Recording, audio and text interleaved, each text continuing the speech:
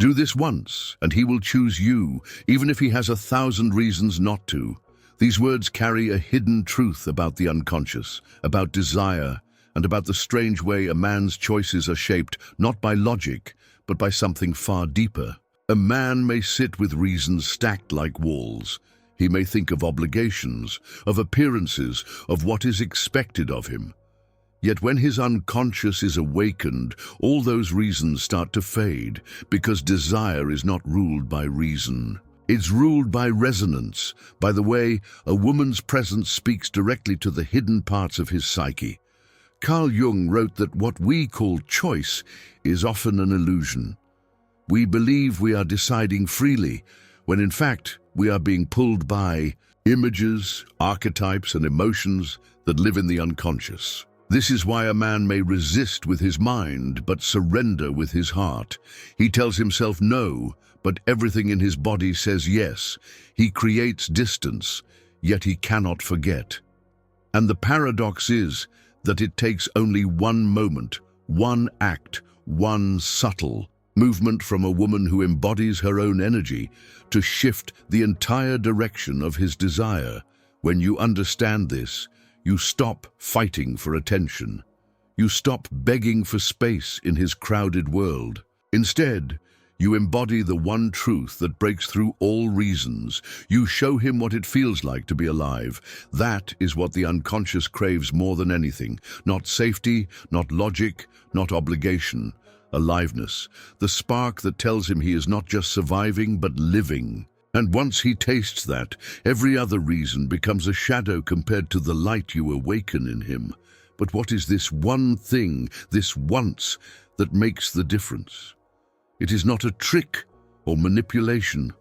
It is not a strategy to bend his will. It is an inner shift in you. It is the moment you stop trying to convince him and instead allow him to feel what it means to lose you. Desire is never born from certainty. It is born from contrast, from the possibility of absence, from the awareness that what is precious is not guaranteed. When you give him the space to feel this contrast, you awaken the unconscious pull that no reason can override. Think of it as a mirror. A man may look at the world and see endless opinions, countless reasons to stay where he is, 1,000 arguments to keep his life intact. But when he looks at you and feels what it would mean if you were gone, suddenly those reasons lose their weight. The mirror shows him not just who you are, but who he becomes in your presence. And if that reflection is one of vitality, freedom, and aliveness, he will choose you. Not because it makes sense, but because he cannot bear to choose otherwise. This is not about competition with other women. It is not about proving you are better, brighter, or more beautiful. Those paths lead only to exhaustion. It is about shifting your focus inward into the energy that radiates when you are fully yourself. Jung said that the most powerful force is individuation, the process of becoming who you truly are. When a woman lives from that space, she embodies something rare. She no longer tries to mold herself into what he wants. She becomes a force of nature, and men are drawn to that the way they are drawn to fire. Imagine the difference between a flame that begs to be noticed and a flame that simply burns. The first flickers with anxiety, unsure if it is enough. The second just exists, radiant and undeniable. A man who encounters that flame may have 1,000 reasons to walk away, but he will carry the memory of its warmth wherever he goes. And eventually, when the silence of his reasons grows heavy, he will remember where he felt alive. In relationships, we often make the mistake of thinking that giving more will secure his choice. More reassurance, more sacrifice, more waiting. But often it is the opposite that awakens his pull. It is the moment you choose yourself, when you no longer bend to his half-presence, that he feels the truth. For the first time he realizes that your presence is not guaranteed. And it is that realization, painful and awakening, that makes him see you not as an option, but as the center of what he cannot replace. Jung described this as the power of the anima, the inner feminine image that lives in every man. He does not fall for logic. He falls for the woman who embodies the qualities his unconscious longs to unite with. She is mystery, she is depth, she is presence. When you stop chasing and simply embody those qualities, his anima is stirred, and he feels drawn beyond all reasons. Think of silence. Silence is often more powerful than explanation. When a woman steps back, not in anger, but in self-possession, silence begins to speak. It tells him what words cannot, that she values herself, that she is not bound to his indecision, that her life is already full. And in that silence, he begins to notice his own emptiness. He feels the absence of the energy that once made him feel alive. And no matter how many reasons he has, his body, his unconscious, begins to move toward her again. This is why the advice to do this once is so powerful. It does not mean perform a single act and he is yours forever. It means embody once, even in a single moment, the energy of choice. Show him through your actions that you are not waiting for him to decide. You have already chosen yourself. And paradoxically, that is the moment he begins to choose you. It is not magic, it is psychology. The unconscious does not respond to begging, it responds to energy. When he feels you living fully, when he sees that your joy is not dependent on him, he realizes that being close to you is the only way to feel that spark himself. He may resist, he may argue, he may list reasons, but the truth is already inside him. Desire has no logic, and once awakened, it will always find its way. This is the beginning of a deeper journey, because it is not just about making him choose you, it is about understanding why you need him to choose you in the first place. Jung would say that every longing we feel for another is also a longing for ourselves. The more you embody your own vitality, the less you depend on his choice to validate you. And from that place, paradoxically, he chooses you more. Because men are drawn not to women who wait, but to women who lead themselves. So do this once. Step into your own energy. Allow him to feel the weight of losing you, and you will awaken something no 1,000 reasons can silence. Before we continue, if you have ever felt that awakening revealed truths you could no longer ignore, the Jung method can guide you. It shows the hidden patterns of love, desire, and the unconscious that shape every bond. The link is pinned in the first comment. When we speak of doing something once that makes him choose you, it is not about force, but about awakening. Awakening is the point where unconscious and conscious meet. Jung described how the psyche longs for wholeness, and often it looks for that wholeness in the other. That is why so many of his reasons, as logical as they seem, are no match for what his soul is searching for. He may say he has duties, family, history, but if his unconscious finds in you the image of what he longs for, those duties start to tremble. The unconscious has no concern for logic. It seeks symbols, experiences, vitality. This is why so many women feel confused when they see a man contradict himself. He says one thing, then acts another way. He promises distance, then shows up again. He explains his reasons, yet his eyes betray desire. The truth is that his unconscious is pulling him one way, while his conscious reasons are trying to pull him another. And this tension is unbearable. He cannot stay forever divided. Something must give, and often it is the reasons that collapse. But here is the secret. It does not collapse because you argue harder. It does not collapse because you give more. It collapses when you embody the energy he cannot resist. That energy is presence. Presence that is free of need. Presence that does not demand, but radiates. Presence that says, I am whole with or without you. This is the paradox. The less you need his choice, the more powerful your presence becomes, and the more inevitable his choice feels. There is something magnetic about a woman who no longer negotiates her worth. She moves differently. She speaks differently. She even breathes differently. She does not live to impress, yet she impresses without effort. She does not try to be unforgettable, yet she is. Jung would say this is the anima in its most alive expression.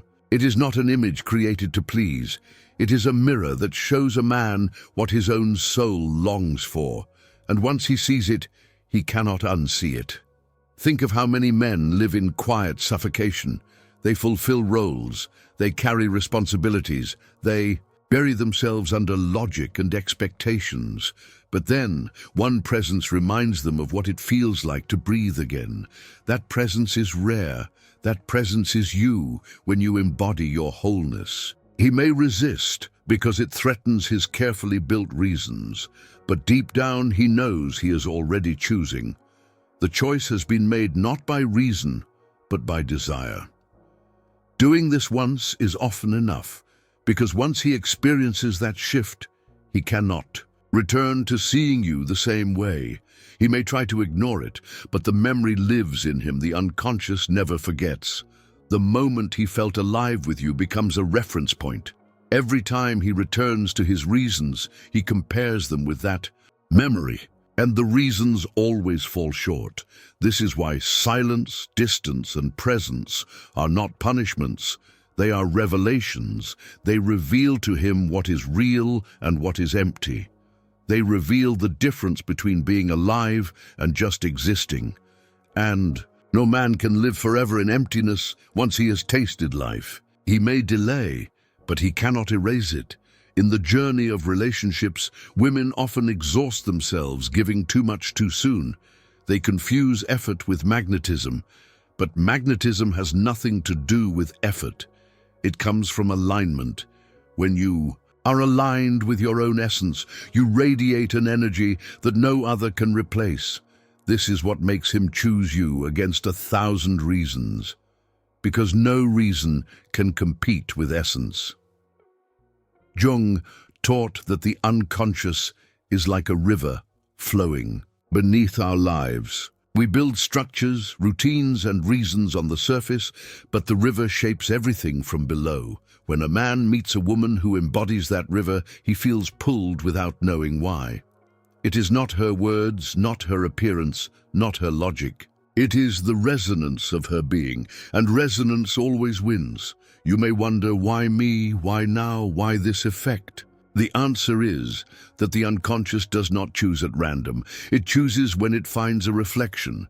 If you reflect the part of him he has forgotten, the part of him that longs for wholeness, you become unforgettable. You become the mirror he cannot turn away from. And it takes only one experience of this for him to realize that no 1,000 reasons can silence it. This is not a burden, but a liberation. It means you do not need to fight, chase, or prove. You only need to embody what is already within you. The moment you stand fully in yourself, you are already doing the one thing that shifts everything. And once that shift is felt, the dynamic is no longer the same. Imagine a dance. He is pulled by duty, you are pulled by longing. At first it feels unequal, frustrating, but then one step changes the rhythm. You step into yourself. You stop moving to his music and begin moving to your own. And in that moment he hears it. A different song, one that awakens something forgotten. His body begins to follow. He may resist, but the pull is too strong, because the song of authenticity is always stronger than the noise of reasons. So the invitation is simple. Do not wait for him to choose. Do not plead for him to see. Step into your essence once, fully, without compromise, and watch how the unconscious takes over. Watch how reasons tremble. Watch how his choice becomes less about logic and more about truth, because at the end, every man seeks the same thing, to feel alive. And once you embody the energy that awakens life, he has already chosen. even if his reasons say otherwise. And this is the paradox that changes everything. A man may believe he is guided by logic, by family ties, by obligations and expectations. Yet the truth is that his life is often constructed as a fortress against the parts of himself he does not want to face. When you embody your essence, you are not trying to break that fortress with arguments or with persuasion. You are simply standing as a mirror, and in that mirror he sees the truth he cannot deny. It is not about you being perfect. It is about you being alive. Carl Jung often reminded us that what is repressed will return, and usually it returns with force. A man who represses desire, vitality, and freedom will eventually feel suffocated. When he encounters a woman who is not trapped in that repression, it stirs something primal in him. He realizes that the reasons he once defended so fiercely are nothing more than walls made of sand. And the more he resists, the more he feels the current pulling him back to what feels real. This is why one single act of authenticity can outweigh 1,000 explanations. He may hear many opinions, he may create many justifications, but when he feels life in your presence, he cannot erase it. It becomes the hidden standard by which he measures everything else. The taste of aliveness lingers and nothing else satisfies. So remember, doing this once is not about controlling him. It is about liberating yourself. It is about stepping into the part of you that does not negotiate your worth. And when you do, the choice is no longer a question of if he will choose you. It is a matter of when he will admit that he already has.